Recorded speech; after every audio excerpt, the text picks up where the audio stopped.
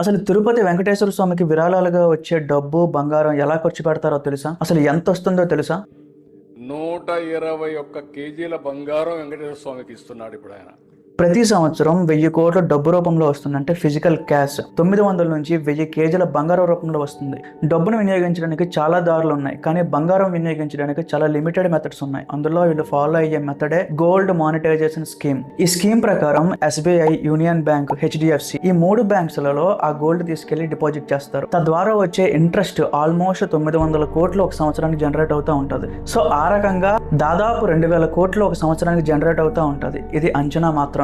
ఈ 2000 కోట్లలో 20% అంటే 400 కోట్ల డబ్బుని టెంపుల్ మెయింటెనెన్స్ కోసం వాడతారు. 15% అంటే 300 కోట్లు అన్నదానం, అంటే ఫ్రీ మీల్ స్కీమ్ ఉంటుంది కదా, ఎవరెవరైతే విజిట్ చేస్తారో వాళ్ళందరికీ ఉచితంగా భోజనాలు పెడతా ఉంటారు. 10% అంటే 200 కోట్లు స్విమ్స్ హాస్పిటల్కి పోతుంది. ఇందులో ఫ్రీ మెడికల్ సర్వీసెస్ అన్నీ కూడా ఇంక్లూడ్ చేస్తారు.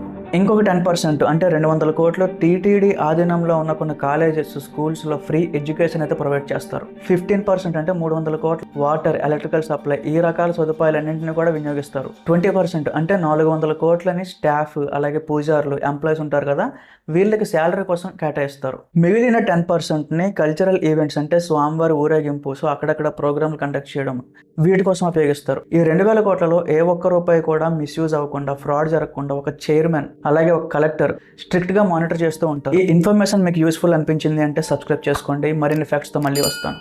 Thank you.